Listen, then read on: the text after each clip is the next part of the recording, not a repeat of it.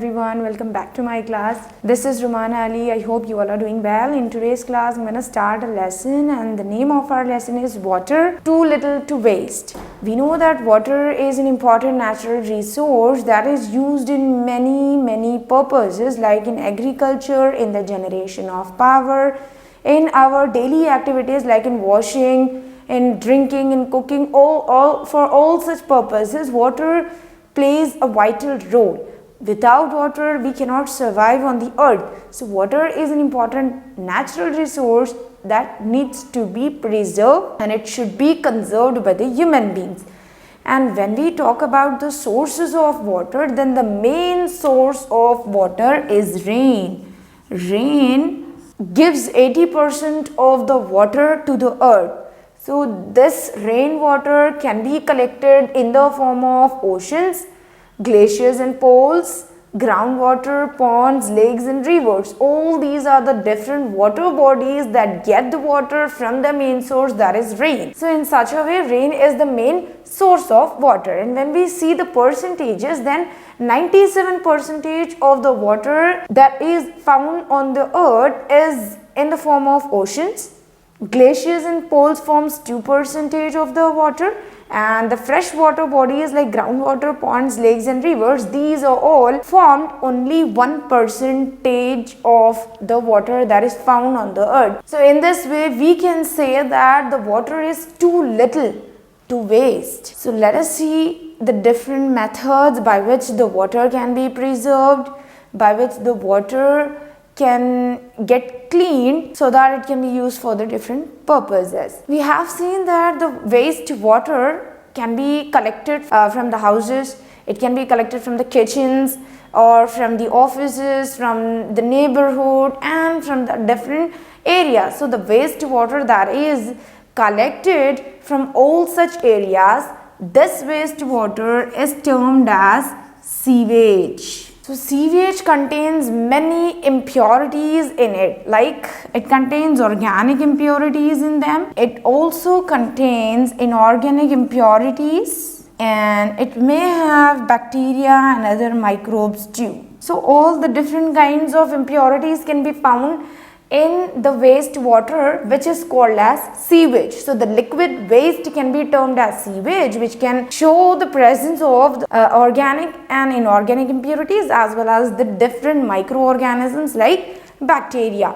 Before we learn how these impurities can be removed from the water to make it clarify, firstly let's see that nowadays the over exploitation of the water is happening.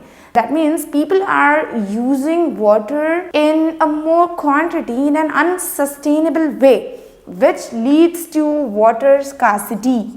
If we use the water unnecessarily or the overusage of water leads to a problem called water scarcity. And we have also seen that the groundwater has been used up in many of the activities. So we are using the fresh water that is taken from the underground. So underground water reserves are also getting depleted because of the over exploitation or overusage of water.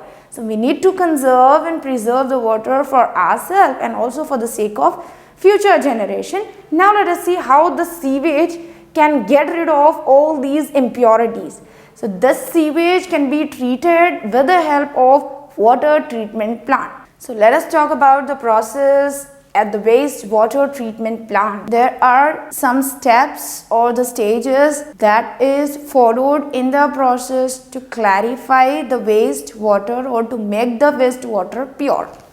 The first one is wastewater is allowed to pass through bar screen. When it is allowed to pass through bar screen, the bar screen traps the large objects like rags, cans and packet. When it traps the large objects, then the wastewater will free of these objects and the bar screen helps in the removal of these large objects.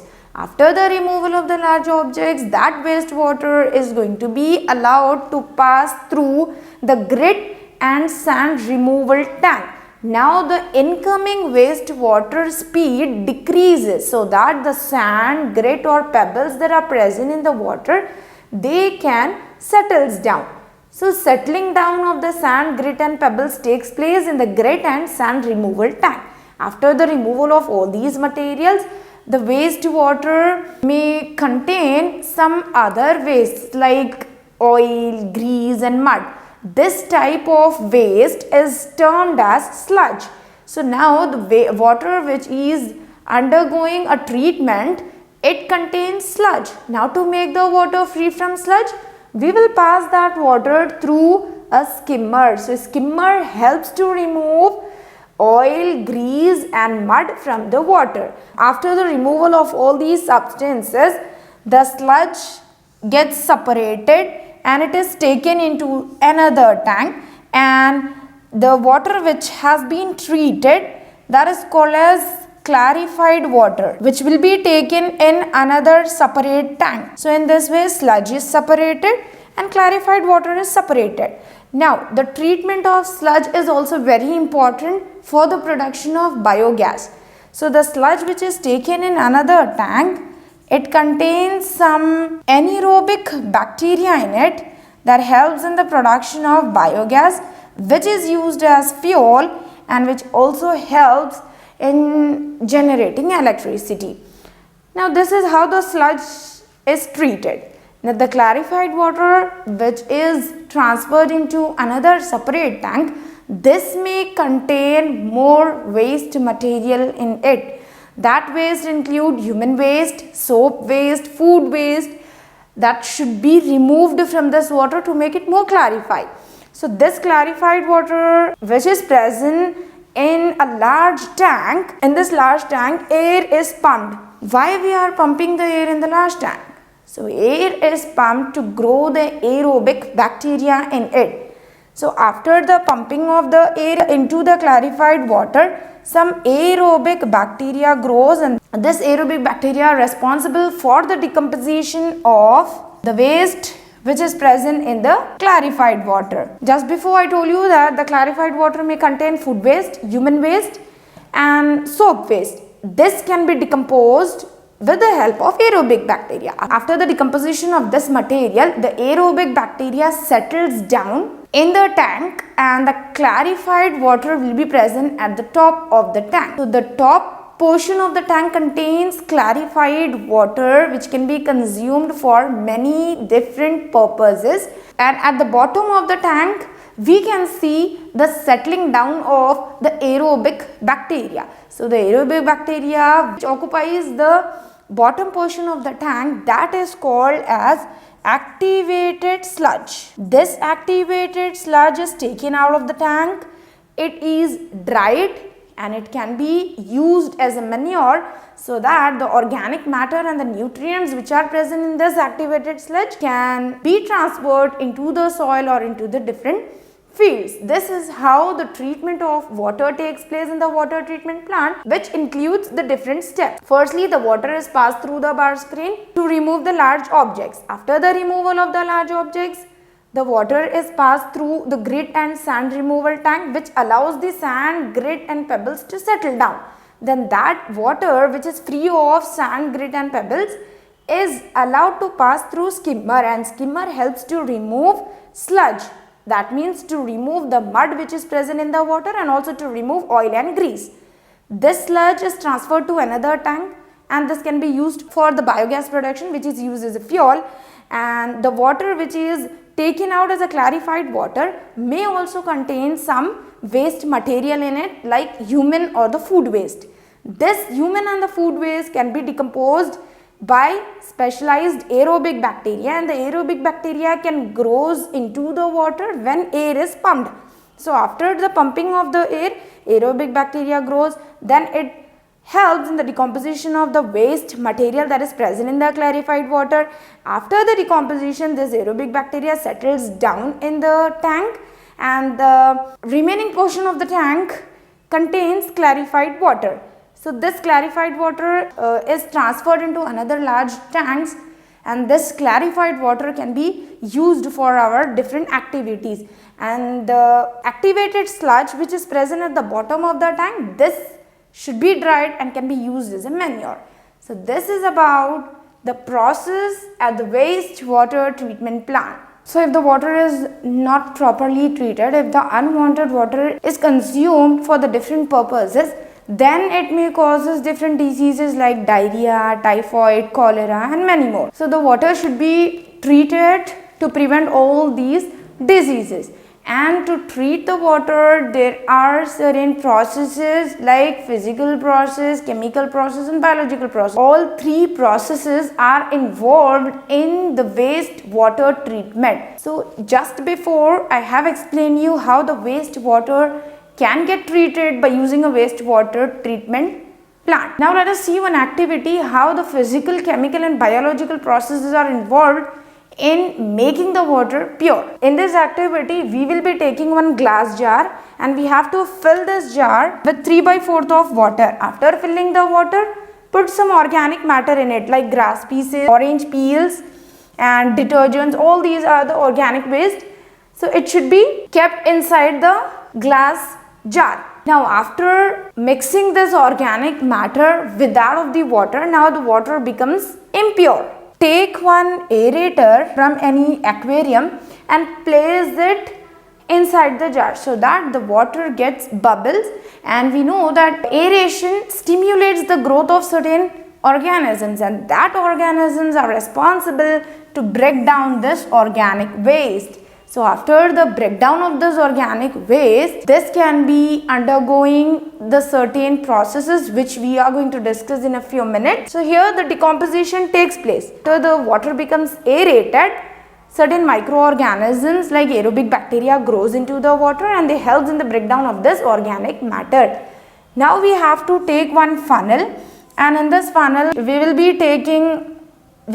be filling a layer of sand, and the second layer of fine gravels, and the third layer of some middle sized gravel.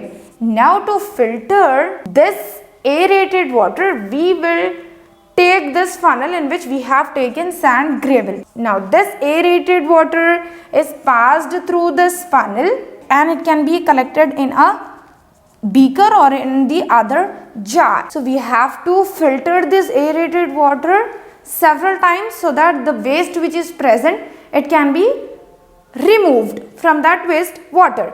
Now after the filtration, this water should be taken, and in this water we can add one chlorine tablet. So put the chlorine tablet and stir the water well till it gets mixed and till the water becomes clear. So these are the things that we can do to make our water clean and pure.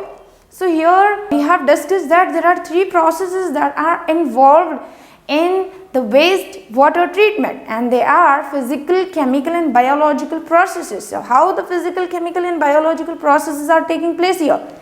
Here in the first step we have seen that some organisms grow and they help in the breakdown of this organic matter. This is nothing but biological process. After the biological process, we will be filtering that water with the help of this funnel. So this process is called as physical process, and after the filtration we are adding one chlorine tablet. So chlorine is a chemical, so this is called as chemical process. In such a way, biological, physical and chemical processes are involved in making the water clear and pure. This is how the wastewater can be treated in the wastewater treatment plant. So we know that water is an important natural resource that needs to be conserved for ourselves and also for a future generation. We can conserve the water by implementing the good practices. So how can we preserve the water? We can preserve the water by using it when necessary, by reducing the overusage of water, by not allowing the tap to run off. All these are certain good practices that can be followed by an individual. Not only an individual, but the efforts of the community can also save the water. It can also help in the conservation of water. So one community named Vana Samarakshana Samiti. This is the name of a community.